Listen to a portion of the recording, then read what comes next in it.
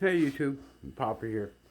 Just wanted to do I get people asking questions on the 3D printed stuff for the Mark II.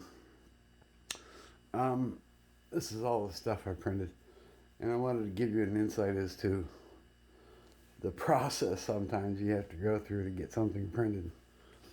Anyway, um, this is the bolt carrier, whatever you want to call it. Um, I found the file on, I think it was printables. Anyway, it's for carrying the bolt when it's not on the rifle and you're carrying it in the bag, and it just locks right in, and it's very secure, doesn't mess around, and it's designed specifically for this bolt. It does a really good job. It's nice and sturdy. In fact, I probably printed it a little sturdier than I needed to, but I'm never going to have a problem with it. Um, this is that little single shot mag insert that I printed up, and I changed it a little bit because it can be a pain in the butt to get it out. So I added these little ridges here and a little bit more depth to the base. I put Papa on there just to make it easier to get out. But that's that. I found the file without those modifications on, I think it was Thingiverse. And then this is the bumper pads I printed up for the base pads. He listed it as a base pad, or not a base pad, but a plate, base plate. I didn't like it as a base plate, so I changed it a little bit and made the opening for it a little wider so that I could keep the factory plate on it. And this is just a bumper pad, so if it gets dropped, it hits this and damages it rather than the base plate or the mag. And I numbered them, so I know if a magazine is giving me problems, mag number 1 is giving me problems. So that's all I got to remember is mag number 1. It's hard to tell them apart. And then this is the evolution of the cheek rest. I went in to Tinkercad because that's the only one I know how to work, and chopped it down to this part, which is the butt pad goes on here, then this goes against the rifle and it gets screwed on.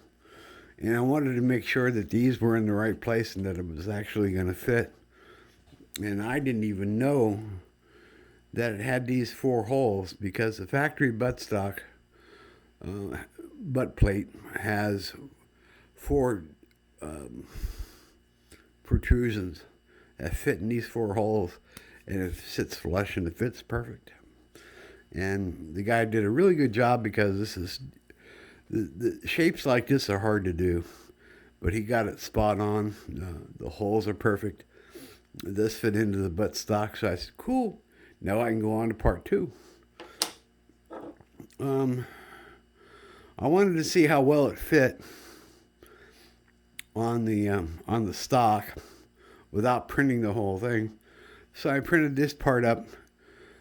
He had designed it with these holes here for a cable tie wrap,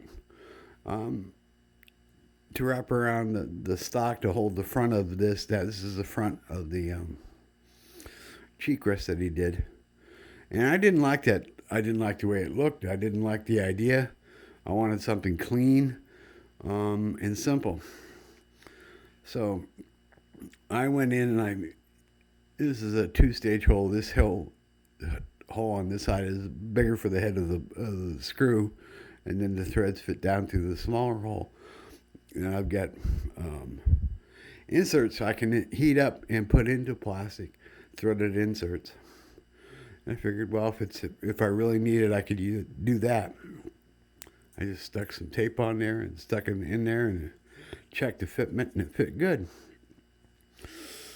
So I said, we got a winner. So I started printing one up. And it failed. You should have seen the spaghetti mess, because this was almost a 12-hour print. It took 12 hours to print. And I went to bed. I couldn't keep my eyes open anymore. But it failed right here. And I woke up to this knocked over off the printer and a spaghetti mess of filament all over the place. I was not happy. I hate wasting filament. It's too damn expensive. So I went on and made some changes, and I got this one. And it turned out okay. It had some rough spots, but I wasn't worried about that. I can clean that up. But when I put this on the rifle, I couldn't get the bolt out. The back of the bolt kept hitting about right here. And the only way to get the bolt off for like cleaning the rifle was to take this off.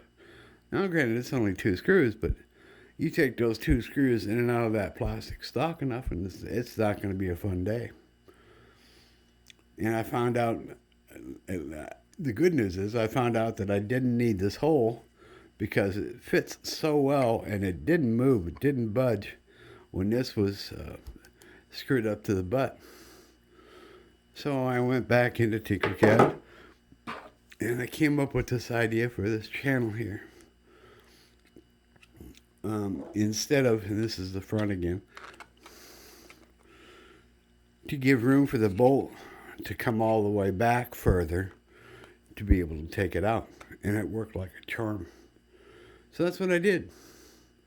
And I went in and changed the file so that this is on the full model. And that's what you saw on the rifle. It took me, I don't know, 10-15 minutes to do. But I'm really happy with the way it turned out.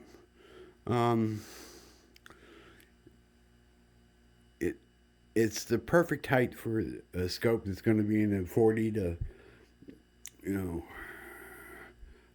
50 millimeter objective diameter, which is what I'm looking for. I'd like to get a 30 millimeter tube for it, and an adjustable parallax down to 10 yards. Other than that, I'm pretty easy, so I'm on the hunt for a scope that's cheap. I can't afford a really good scope, so I'll live with what I can get.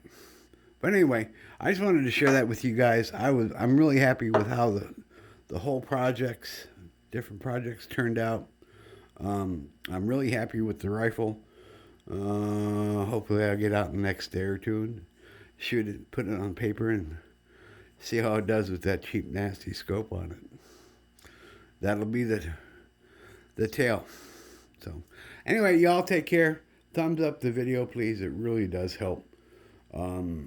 And keep smiling, because it makes people wonder what the hell you've been up to. Take care, YouTube. Bye.